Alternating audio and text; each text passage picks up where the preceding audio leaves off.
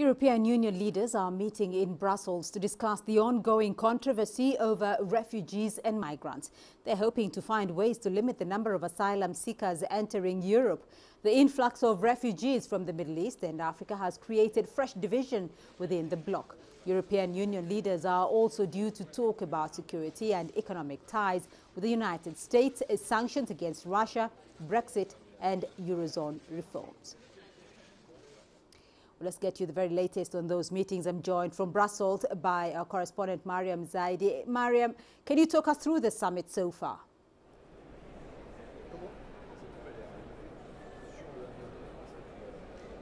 Hi Beatrice. Well, just to give you a kind of snapshot of the mood at the summit, the EU Council President Donald Tusk tweeted just at the start of it that people may think that his migration proposals are tough, but if leaders can't agree on them, then even tougher ones are likely from even tougher guys. Now, what the EU Council and the European Commission have both come up with is this idea to really farm out asylum to North African countries through regional disembarkation centres. Now, the EU wants that these countries hold the refugees and then can allow the EU to be able to separate refugees from economic migrants, help them curb the flow of refugees and migrants into Europe. But then in contrast, Donald Tusk said that people are taking an anti-EU and anti-liberal approach to migration, that they are starting to think that only a strong-handed approach will turn the tide of illegal migration, adding that if people believe that, then they will believe everything they say. So what can we really read from this, Beatrice? Well, the EU seems to be confused with what it has to do or thinks it needs to do with its humanity, essentially. Well, Mariam, so the European Union remains unsure of what to do with that immigration crisis. But at this point, though, is it fair to say that German Chancellor Angela Merkel's political future probably hinges on this summit?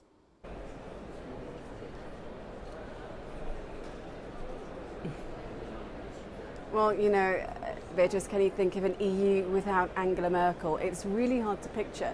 But no one can, of course, be in politics forever. But if the Queen of Europe falls, well, who takes her place? Now, at an EU level, you could say it could be France's President Macron, but he's still really lacking that big win. For example, he's been pushing for economic reforms of the Eurozone, and no one's biting it. It may not happen at this summit either.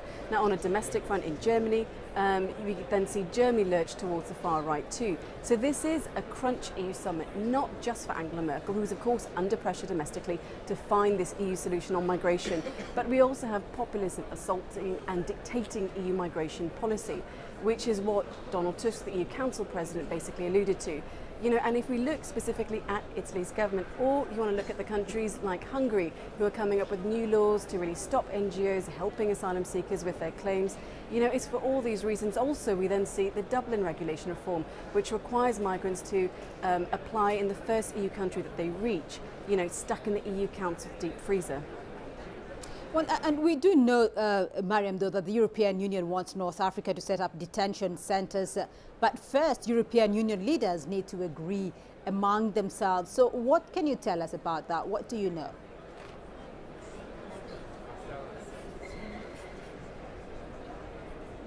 Well, if they can convince North African countries to get on board, what we know or what we heard so far is that Libya and Tunisia have said that they're really not that willing.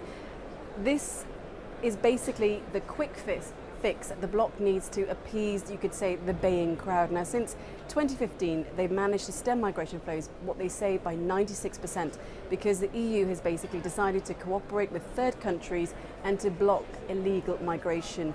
Think of the Turkey deal. Think of the deals with Libya. Now, why have these deals been done? It goes back to that anti-immigration sentiment that far right and populists have used to political gain, plus, of course, that lack of solidarity with those countries on the front line like Greece, Spain and Italy. So something has to give, and the EU doesn't want it to be the bloc itself. So that's why you're seeing EU leaders trying to find a solution, and importantly, to find that solution at this summit, it has to be the European way, however murky it may seem to control primary migration, and then they can maybe look at tackling secondary migration and sharing the burden, which is of course that fundamental issue that seems to be constantly kicked down the road. Right, Mariam Zaidi joining us there from Brussels. Thank you.